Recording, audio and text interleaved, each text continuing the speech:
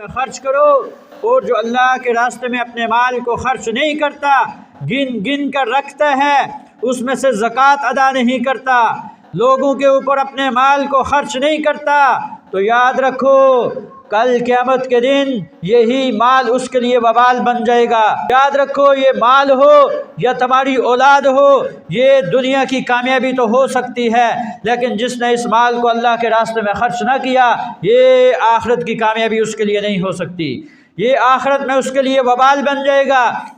لہٰذا ہمیں چاہیے کہ ہم اپنے مال کو اللہ کے راستے میں خرچ کریں، اور اللہ کے حبیب صلی اللہ تعالیٰ علیہ وسلم نے ارشاد فرمایا سارے مسلمان جو ہیں تو ایک جسم کی مانند ہیں، جسم کے کسی ایک حصے کو تکلیف پہنچتی ہے تو سارا جسم انسان کا بے قرار ہو جاتا ہے۔ انسان کی آنکھ کے اندر ایک تنکا چلا جائے، پورا جسم انسان کا بے قرار ہو جاتا ہے۔ کسی ایک حصے کے اندر کوئی تکلیف ہو جائے، ایک جسم کا ایک حصہ کٹ جائے، پورا جسم بے قرار ہو جاتا ہے۔ بالکل اسی طرح سارے مسلمان ایک جسم کی طرح ہیں، کسی ایک مسلمان کو تکلیف پہنچتی ہے، سارے مسلمانوں کو تکلیف پہنچنی چاہیے۔ آج ہم دیکھتے نہیں فلسطین کی طرف اور ادھر غزہ کی طرف کیسے مسلمان بے تاب ہیں، اور ان کے اوپر بم برسائے جا رہے ہیں، اور وہ آج مسلمانوں کی مدد اور نصرت کو وہ ترس رہے ہیں، اور وہ دیکھ رہے ہیں کہ کب وہ محمد بن قاسم آئے گا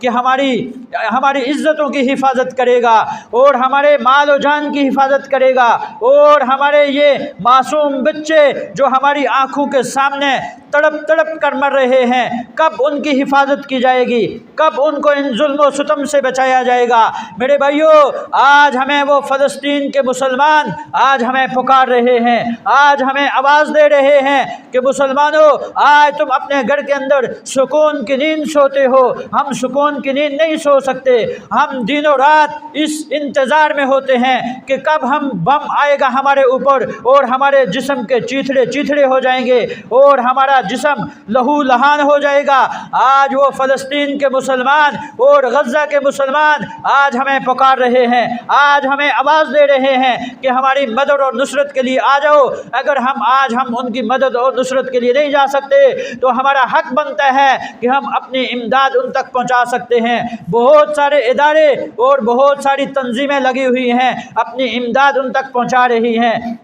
آج ہمارا فرض بنتا ہے کہ آج ہم اپنا مال کم از کم ان تک پہنچائیں اور ان کی مدد کے لیے ہم لبیک کہتے ہوئے، تاکہ کل قیامت کے دن میرا اللہ جب ہم سے سوال کرے اور پوچھے کہ وہ فلسطین کے اندر وہ مسلمان تڑپ رہے تھے، تمہارے اوپر جب زلزلہ آیا تھا وہ دور دور سے ہر مسلمان تمہاری مدد کے لیے پہنچ گئے تھے، آج وہ تڑپ رہے ہیں، تم نے ان کے لیے کیا کیا ہے؟ تو میرے بھائیو، کم از کم ہمارا یہ حق بنتا ہے کہ جو ادارے ان کی مدد کے لیے لگے ہوئے ہیں ہم ان کے ساتھ تعاون تو کر سکتے ہیں، ہم اپنے مال کو ان کے لیے خرچ کر سکتے ہیں، تاکہ کل قیامت کے دن میرا اللہ ہمیں سرخرو فرمائے، دنیا کے اندر بھی میرا اللہ ہمیں کامیاب کرے گا اور آخرت کے اندر بھی میرا اللہ ہمیں سرخرو فرمائے گا۔ اللہ تعالیٰ جو کچھ کہا سنا عمل پیرا ہونے کی توفیق عطا فرمائے۔